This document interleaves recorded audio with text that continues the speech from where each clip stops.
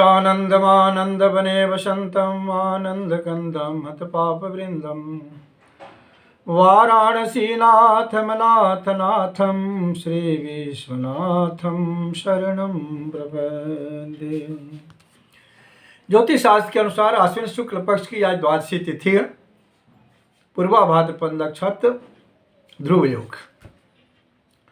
तुला राशि का सूर्य, मीन राशि का चंद्रमा और मेष राशि का बृहस्पति है। जिस योग में विजय प्राप्त होती है वह योग रात्रि 10:49 से प्रारंभ होकर के सुबह के 5:49 तक है।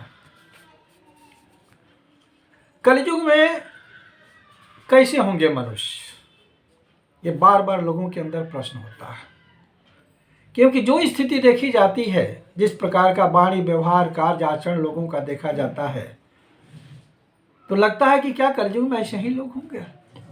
तो हमारा कहना कि ऐसे ही लोग नहीं होंगे, इससे भी बढ़ करके होंगे। शास्त्र में प्रमाण आता है, पापात्मा दुख संयुक्तो धनहीनो ऐसा नरः दुर्बुद्धि दुराचारी जायते च कलौ युगे। अर्थात इस कलयुग में लोग पापी होंगे, पुण्यात्मा बहुत कम होंगे।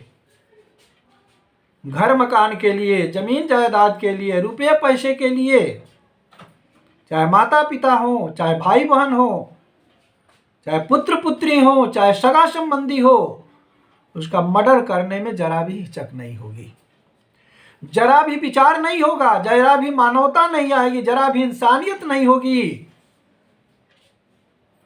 और लोग पापी होकर ऐसे पाप करेंगे। अधिकांश लोग पापी होंगे। लोग दुखी होंगे, सुखी बहुत कम होंगे।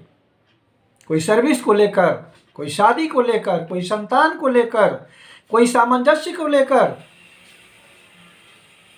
कोई रोग व्याधि को लेकर, कोई माता पिता को लेकर, कोई पुत्र पुत्रियों को लेकर, कोई पति को लेकर, कोई पत्नी को लेकर के कलयुग में अधिकांश लोग दुखित, चिंतित और व्यथित होंगे।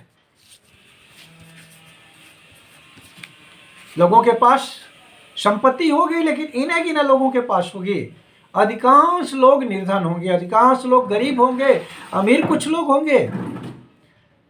दो समय की 2 रोटी के लिए और 2 वस्त्र के लिए दर दर की ठोकर खाएंगे। इस तरह से अधिकांश लोग समाज में गरीब होंगे। लोग वाणी व्यवहार कार्य आचरण ऐसा होगा कि यश पद प्रतिष्ठा कुछ ही लोगों को प्राप्त होगी। अधिकांश लोग जो है वह यश से हीन होंगे। सद्वाणी सद्बुद्धि कम लोगों के पास होगी, अधिकांश लोगों के पास दुर्बुद्धि होगी और दुर्वाणी होगी, जिसका समाज में बड़ा ही दुष्प्रभाव पड़ेगा।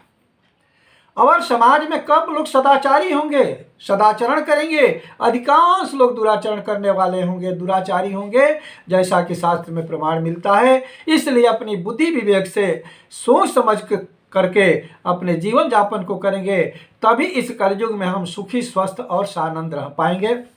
रह गई बात कि आपने अगर इस चैनल को सब्सक्राइब नहीं किया है तो कृपया सब्सक्राइब कर लें, लाइक और कमेंट करें, ताकि हमारा उत्साहवर्धन हो और आपको नई नई जानकारियां आपको हम दे सकें।